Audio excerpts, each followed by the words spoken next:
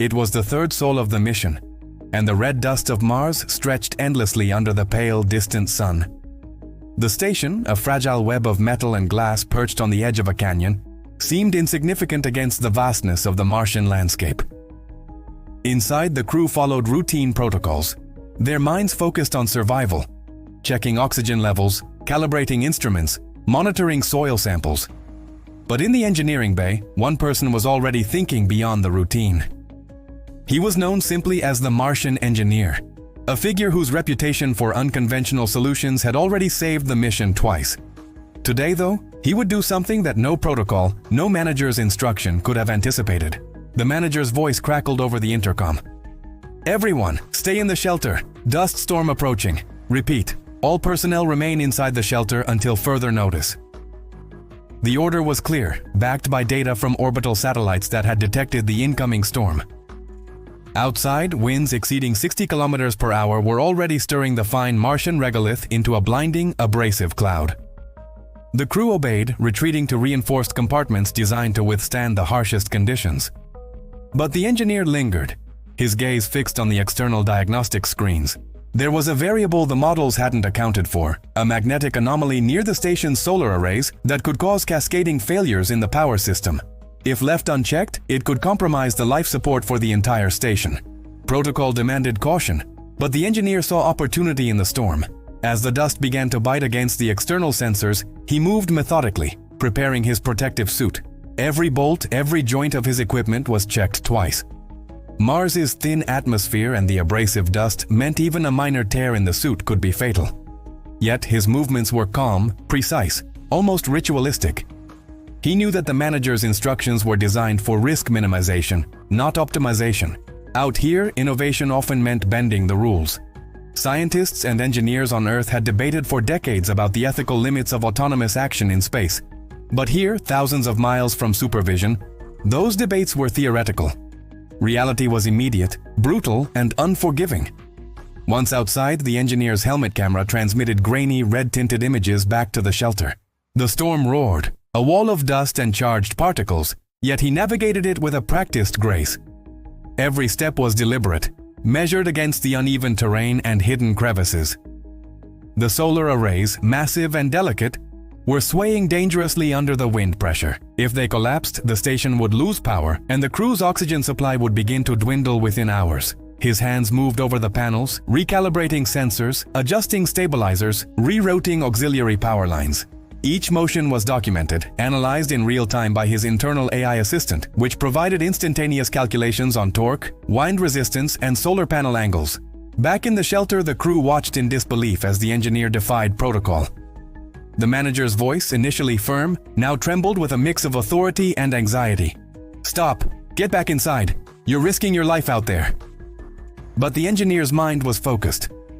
He had studied the storm patterns, the topography, the station's structural weaknesses. Moments like these, documented in mission logs, often became case studies in engineering ethics and human ingenuity. On Earth, they would debate whether his actions were heroism or insubordination. Here, on Mars, they were survival. The storm intensified. Red particles whipped against his visor, creating a visual distortion that made navigation treacherous. Yet, the engineer had trained for these conditions, anticipating not just the physical challenges but the psychological toll. Isolation and sensory deprivation could impair judgment in even the most seasoned astronauts. His AI assistant provided continuous feedback, warning of spatial disorientation and potential microfractures in his suit. He responded with calculated adjustments, stabilizing panels, securing conduits, ensuring that critical systems remained operational. Hours passed, yet it felt like minutes to him. The storm, though fierce, moved with predictable patterns, a detail unnoticed by the automated satellites. The engineer exploited this, finding temporary eddies of calm to perform the most delicate operations. He repaired the sensors that monitored atmospheric pressure, recalibrated the windshields, and adjusted the station's energy distribution nodes. The red sky above darkened as evening approached, though on Mars evening was a slow, gradual dimming rather than a sunset. His helmet lights illuminated the swirling dust, casting shadows across the jagged terrain. He paused, surveying the station. Every panel secured, every conduit stabilized. The storm had passed over the worst zones, but he knew the danger was cyclical. The wind would return, stronger, in unpredictable bursts. Yet, in this moment, The engineer allowed himself a rare breath of satisfaction. This small victory, invisible to the world, would keep the station operational and the crew alive. Communication relayed back to Earth was delayed by several minutes due to the distance. So no applause, no recognition, only the silent understanding that his actions mattered more than orders. He moved toward the station entrance, careful not to disturb the delicate solar panels. His boots kicked up small clouds of Martian dust, tiny red storms within the larger chaos. Inside, the crew awaited, anxious and silent. No one spoke until the engineer removed his helmet, revealing sweat-streaked features and a calm determination. The manager stepped forward, disbelief etched across his face. I can't believe you did it," he muttered. The engineer simply nodded, checking the status screens and logging his data. The station's systems were stable, power levels optimal, and life support functioning perfectly. What seemed reckless had been precise, calculated, and necessary. This event, though small in the grand scheme of space exploration, would later be analyzed in mission reviews, journals, and studies on human decision-making in isolated environments. It was a reminder that in space, human ingenuity often outweighed protocol. The line between risk and necessity was blurred, and survival depended not on blind obedience, but on the courage to act when the unknown threatened everything. The storm had passed, but the Martian landscape remained unforgiving. Outside the station, the red dust settled in a thin layer over every surface, a reminder of the planet's relentless environment.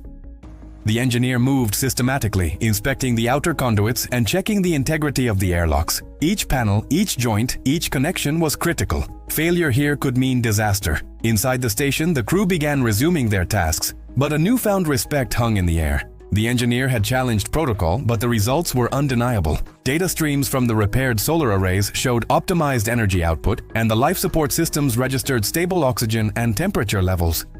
Yet, despite this apparent calm, new challenges were emerging. The Martian day, or Sol, was nearly twice as long as an Earth day, and the extended exposure to low gravity was beginning to show subtle effects on human physiology. Muscles weakened, bone density decreased, and the cardiovascular system struggled to adapt. The crew's medical officer monitored each astronaut, compiling detailed logs on the long-term effects of living in Mars' reduced gravity.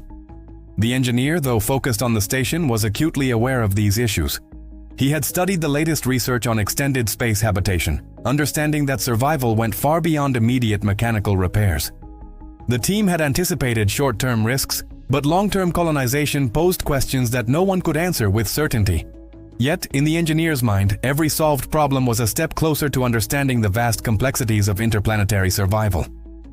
He reviewed simulation data from Earth-based research, comparing it to the anomalies he observed firsthand. The numbers aligned, but not perfectly. Mars had a way of defying expectations, a subtle reminder that theory often collided with brutal reality. Communication with Earth remained delayed by over 10 minutes each way, and the engineer relied heavily on AI-assisted diagnostics to make real-time decisions. Satellite feeds, while useful, were insufficient to capture the intricate details of the station's vulnerabilities. Every adjustment he made, every recalibration, was transmitted back as data packets for later analysis. On Earth, scientists would pore over these logs for years, dissecting every choice, every action, trying to glean insights that could inform future missions. The engineer, however, focused solely on the present. Dust clung to every surface outside, and small tremors hinted at underlying structural stresses caused by the repeated storms. Each correction he performed was a dance between physics and intuition, a balance of calculated risk and improvisational skill. He recalibrated pressure sensors, repaired shielding mechanisms, and realigned the station's antennae, ensuring communications remained stable. All the while, his mind wandered to the larger questions that space had always posed to humanity. What did it mean to survive in such isolation? How much could humans adapt before their biology became the limiting factor? Could Mars ever truly be a home? Or was it forever a testing ground for the resilience of human ingenuity?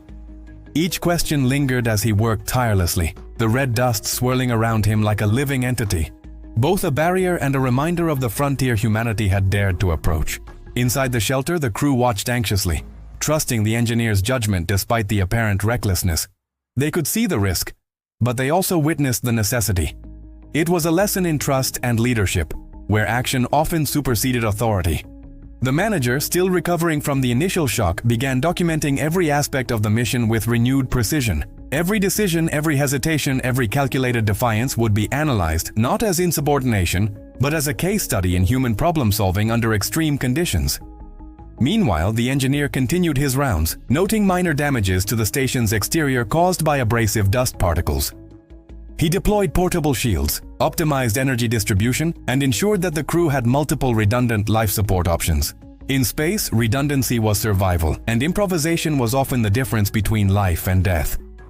The Martian engineer, with years of preparation and an unyielding resolve, demonstrated that survival on a planet as hostile as Mars demanded more than protocol. It demanded ingenuity, courage, and the willingness to confront uncertainty head-on. As night fell over the Martian horizon, the station's lights illuminated the swirling red clouds, casting shadows across the terrain. The engineer paused, reflecting on the day's events, knowing that every solved crisis brought them closer to understanding the true nature of life on Mars. Outside, the storm had passed, but the lessons endured. Humanity had arrived, fragile yet resilient, and the actions of one individual had proven that adaptation, courage, and calculated risk were not just theoretical, they were essential.